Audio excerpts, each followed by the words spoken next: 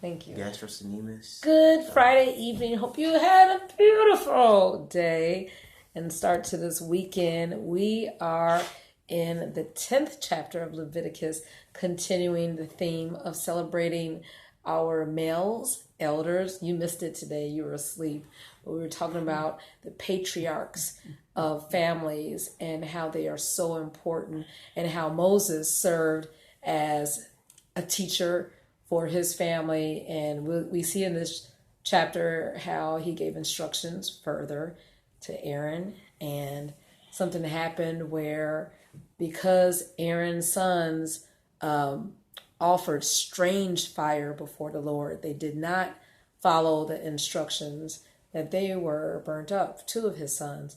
And it's so important for us to really follow the word of the Lord, not because of fear, not because of fire insurance, that we don't want to go to hell, but because it also says in this chapter that the reason why God puts these statutes in place is so that there's a separation between the holy and the unholy, the clean and the unclean. And that's in verse 10. And we're to teach this throughout generations. And verse 11 says to teach these statutes to our children. So we are to take the time to break things down, right?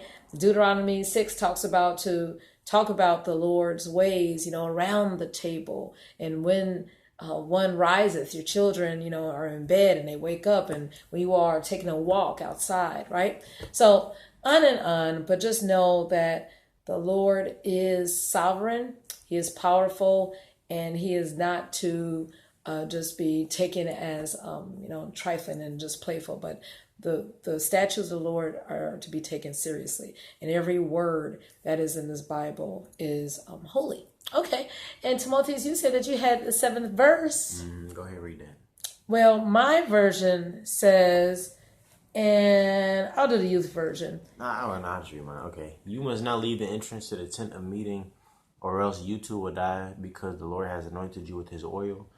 Okay. They obeyed Moses. Yes. All right. And just because the Lord has anointed you with his oil doesn't mean like you're like wearing a golden crown or anything. So it's especially if you're a leader, it's important to remember that you're a human and that you make mistakes just like everybody else around you. Mm-hmm. So make sure that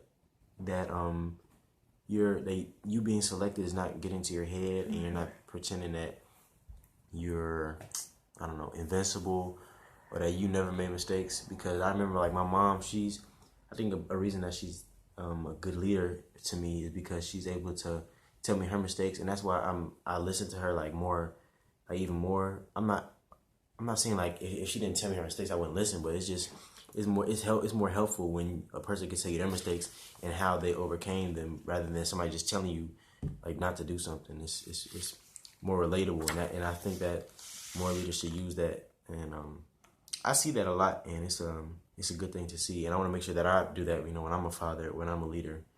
I'm a leader now, of course, but when I lead a lot of people. Amen. And speaking of Father's Day weekend, it's just a short amount of time.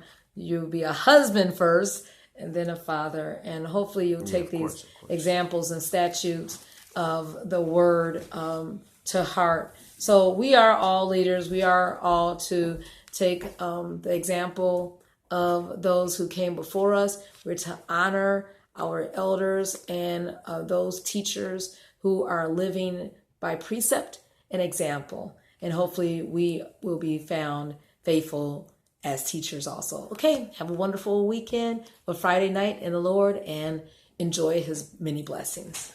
Good night.